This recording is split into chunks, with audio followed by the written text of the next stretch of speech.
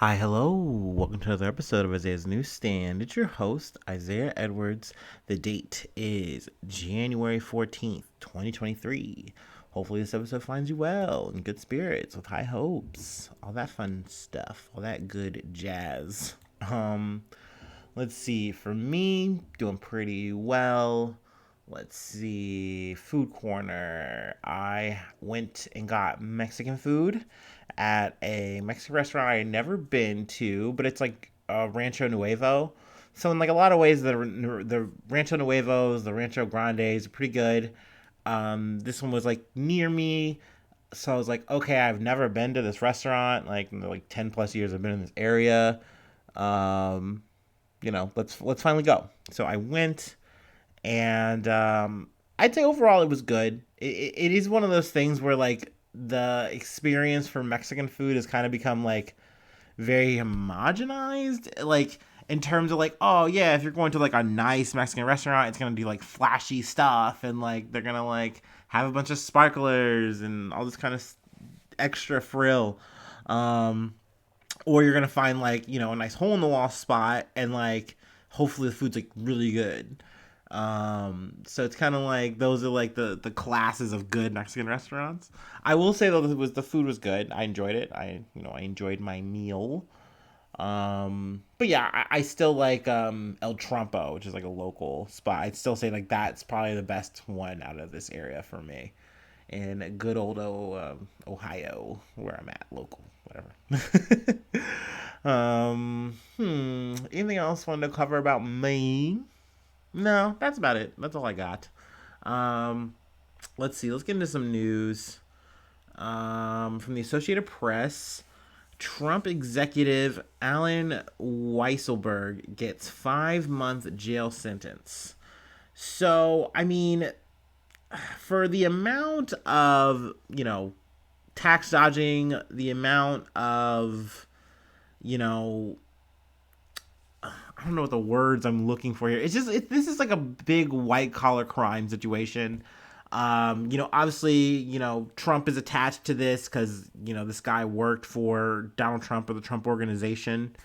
And I mean, it is important to say that because even though the Trump organization is in the name, um, they are able to keep themselves separate from this. So, in this situation, um, Alan Weisselberg, he got a very good deal. Only serving 5 months in jail on a situation where he should be serving 15.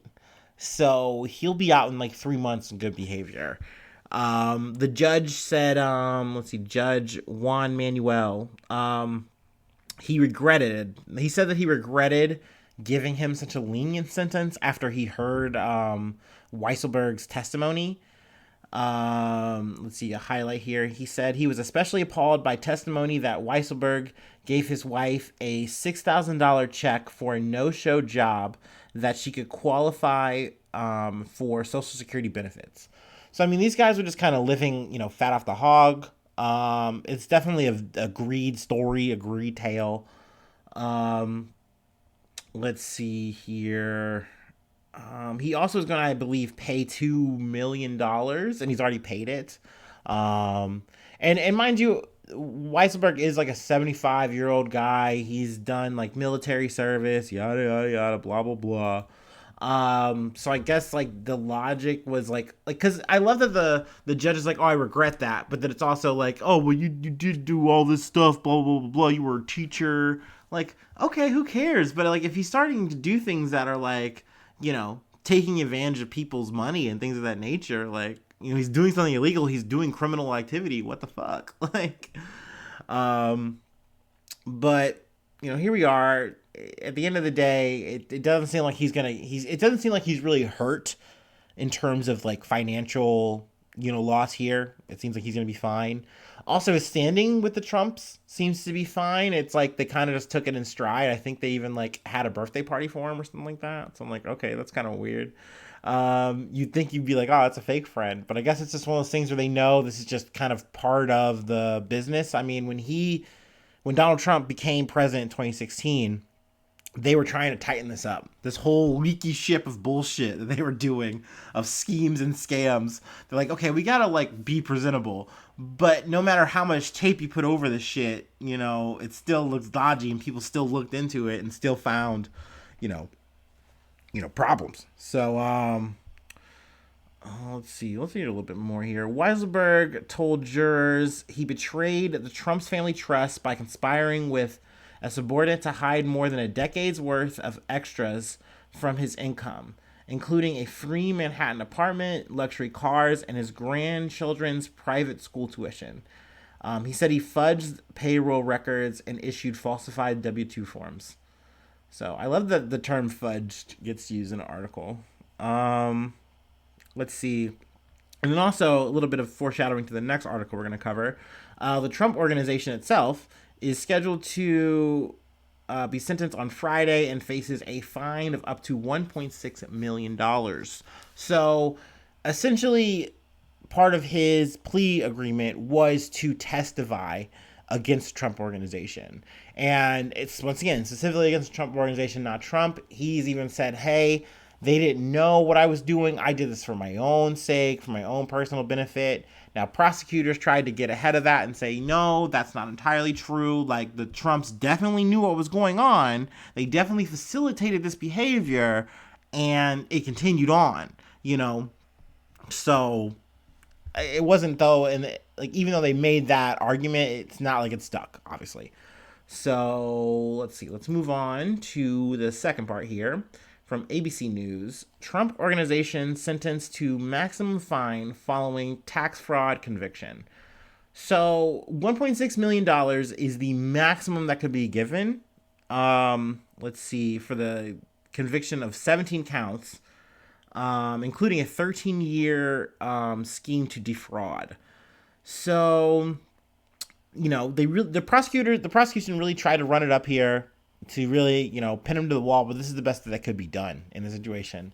So it's kind of like one of those, it's a moment where you're like, damn, you kind of just gotta hate the game and not the player, right? Like, at the end of the day, the lawyers were able to mount enough of an offense, on Trump's side to say, like, look, we aren't, like, well, actually not really, right? They lost. Like, at the end of the day, they took the L. Like, it's one of those things where it's like, I'm trying to rationalize it or grapple here. It's like, this is just literally how it works. Like, okay, yes, this Weisselberg guy is going to get like 5 months, and then this organization that is tied to Trump that did all this dumbass illegal shit, okay, they'll pay 1.6. I believe they are worth $4.5 million when I checked. I mean, that's nothing. It's a drop in a bucket. That does not affect them.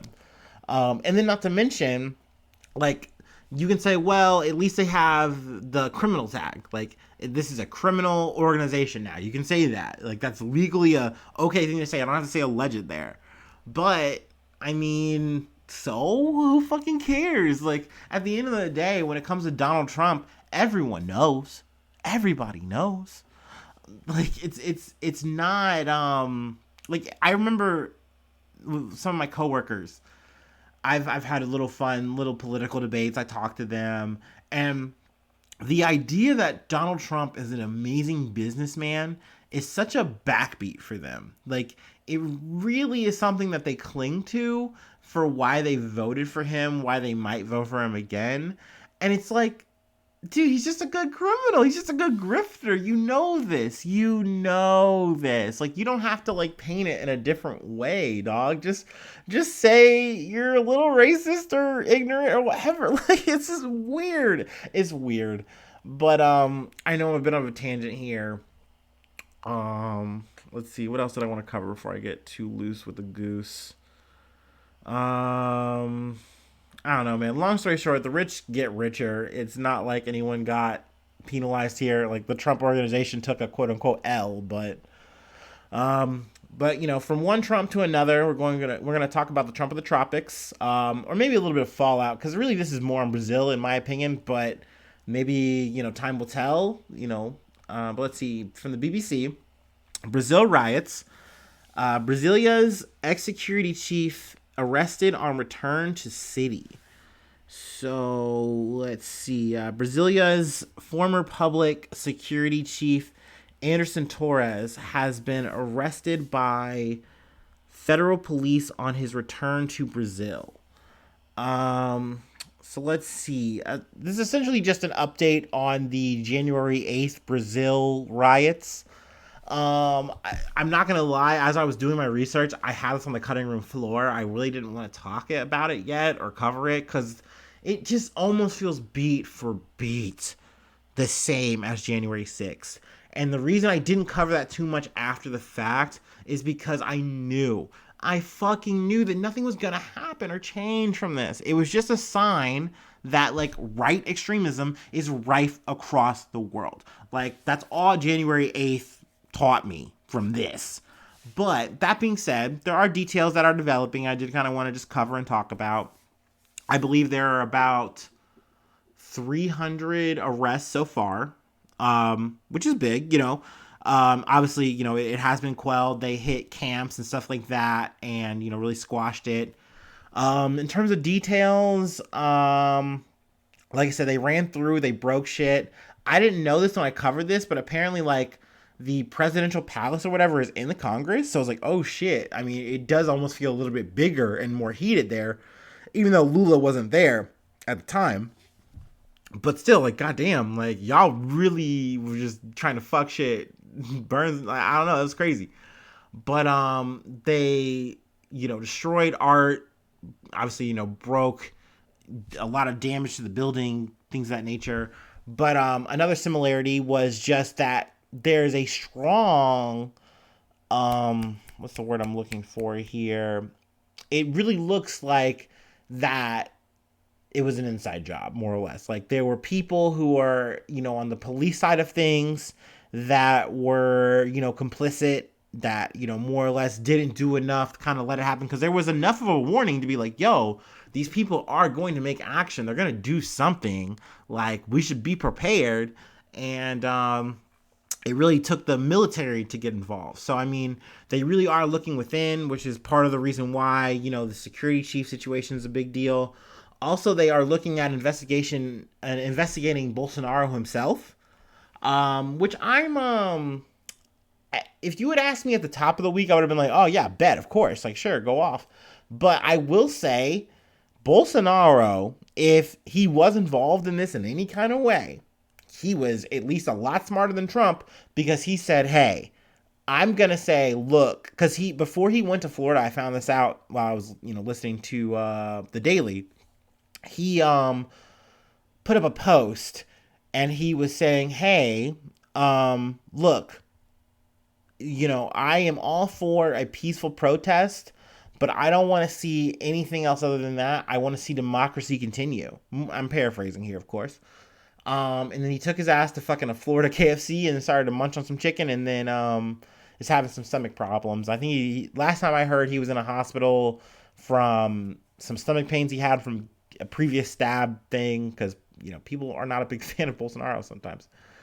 But anyway, I'm losing my train of thought here. I'm sorry, guys. Bolsonaro came back. Well, not he hasn't come back, but he's come back in the news in terms of an investigation because people are like, well, maybe you were involved. And that's also why the security chief is, you know, getting arrested. He's being looked at because of his potential involvement. You know, maybe this was a little bit of a planned thing. Who knows? You know, time will tell. I definitely don't want to put any of that on wax in terms of like, oh, this is what I believe. I really do think that you could just say that these people were so diehard, so invested that they were ready to go. Like they didn't care. But I mean, like I said, we'll definitely see what an investigation kind of shakes out here. Kind of just wanted to talk about that for the update. And then let's see here. Where are we? From the Associated Press. Here we are. Teen's death brings toll in month of unrest in Peru to 49. Now, I believe the number might be just at least 49. It might have gone up from there. But let's see. At least a 16-year-old shot during a protest in the southern Peruvian region of Puno, died on Thursday, bringing the death toll to 49 in more than a month of unrest following the ouster of President Pedro Castillo. Now, this is an update from the whole coup that Castillo tried to throw after his potential impeachment. It's been a whole thing. Now, Dina Boluarte is in power, and she has said, hey, I'm willing to concede that we can do elections early. I'm willing to do that. I believe she said, hey, like we can do like as early as maybe 2024. But the people are saying that's not enough. You need to step down now. We need to have new elections right now. So, I mean, there's just definitely a lot of unrest. And obviously, there's then, from the government side, security side, there's been a lot of, oppression of the protests, you can say. I feel like that's kind of undeniable to say just because, the death toll being at 50, that's a big number. I did not expect it to get that high when this shit started. But it doesn't seem like Boluarte is stepping further back from her last statement of saying, hey, like, I'm not going to resign. So, and it also doesn't look like Pedro Castillo got out. He's saying, oh, yeah, I'll get out in the 7 days. That did not happen. So, it's definitely, like I said, to hear the death toll is very sad. It's very upsetting. Obviously, I'm kind of just doing the summarization here. But I just wanted to kind of keep you guys updated there. We can move along. Also from the Associated Press, 6 stabbed in Paris train station. Attacker shot by police. So this took place in the Garde du War, or no, gosh, I'm sorry guys, I'm tripping and fumbling through my words here. The pregame was apparently a little too rough. Gare du Nord train station. So this took place Wednesday morning. The assailant was shot by police. I believe he's in like a sort of critical condition, like between life and death. I believe it was stated in the article. But yeah, I don't know. It's one of those things where I could never put myself in the POV of like, I'm gonna do this. I have a knife. And I'm gonna like that's so intense. Like, don't get me wrong. It is scary and evil and, whatever. But if you put yourself in the mind of one of these people, I at least get the idea of trying to use a weapon. Granted, in other countries where it's harder to get a gun, you're going to use whatever you want to use to do this kind of shit. But, like, the idea of, like, you have a knife, you have a weapon, and you're going to be like, I'm going to just go through and start slicing people like it's a fucking Grand Theft Auto game. Like, that's insane to me. It's forever insane.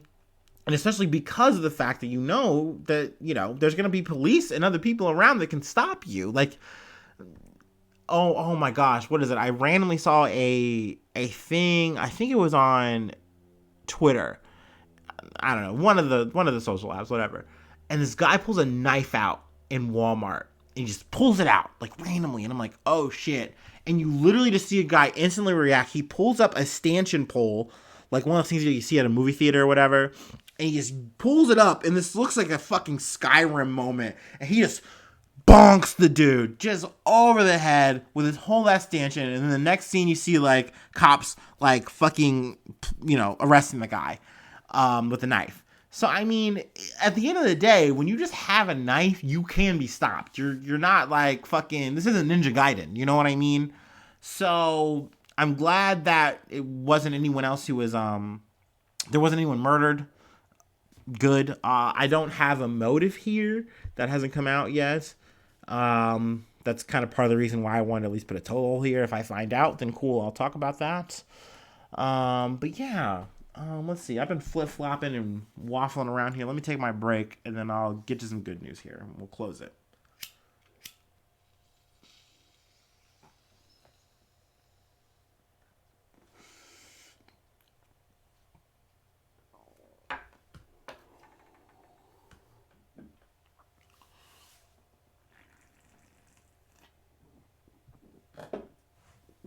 Ooh. Okie dokie. We're back. Once again, from the Associated Press. Nurses at two NYC schools, or run it back. Nurses at two NYC hospitals returned to work as deal end strike. So, this was a news story that I caught at the top of the week, and I am happy to say that some good news came out of it. At least as it looks. Let's see. Thousands of nurses at two New York hospitals ended a 3-day strike Thursday after reaching a tentative contract agreement that union officials said will relieve chronic short staffing and boost pay by 19% over 3 years. The two hospitals that were involved here, excuse me, were Mount Sinai and Montefiore Medical Center. Each of them are privately owned nonprofit hospitals. They have 1,000 beds and 3,500 or more union nurses, represented by the New York State Nurses Association.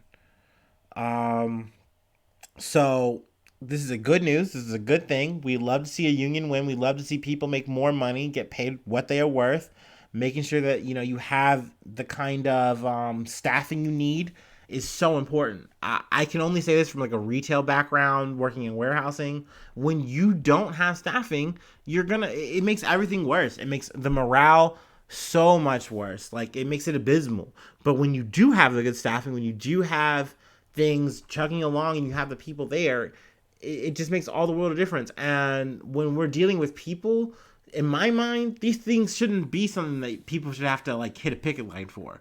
You know what I mean? At the end of the day, these nurses, the doctors, all these people, they're here to make sure that people are getting taken care of. So if you're not taking care of those people, that staff, that's a big problem. You shouldn't be worried about your fucking profit margins or whatever, especially if we're talking about a nonprofit. Like, I get it. At the end of the day, money has to be saved. These are trying times. But like, for those reasons, people need to make sure that they have a living wage. People need to make sure that when they're going into their job, that things are properly staffed. And money is a big factor for people coming in to work. Like, I don't know. I definitely feel pretty passionate about these things, so it is definitely good to see a win. Naturally, these are going to be an ongoing, forever battle, I feel. But let's see. There are negotiations that are still ongoing without a strike at a couple of smaller private hospitals in the city. So we'll see how they go. But yeah, just wanted to close out on a good note, a positive thing, a hot step. Yeah, we're closing it nice and early. I like that. We're gonna pull it in nice and tight. Let's see. I got a Patreon, patreon.com/Isaiah News. If you would like to support, get you bonus episode content. I try to do at least one Patreon episode a week if I can. Sometimes it's a little bit more unhinged, a little bit looser fit. Sometimes it's a little bit more of the news that I don't want to cover on the main, stuff like that. I also have Discord access with the Patreon. I also have... What else do we got on there? Shout outs from the Newsies. Once a month, I shout out the Newsies, and you get a chance to plug something if you like. Something you're doing, something you feel stoked about, or a news thing you'd like me to cover, whether it be local to you, local to me, whatever. So yeah, that's all available to you for $5 a month. Free ways to hit me up though, gmail.com/IsaiahNews1. gmail.com @IsaiahNews1. Right? Yeah, that's the one. And then I'm on Facebook. I'm on Twitter. I'm on Tumblr. I'm on all the socials. You can find me. Say what up. And that's all I got. And hopefully I see you soon for some more good news. I love ya. Bye-bye.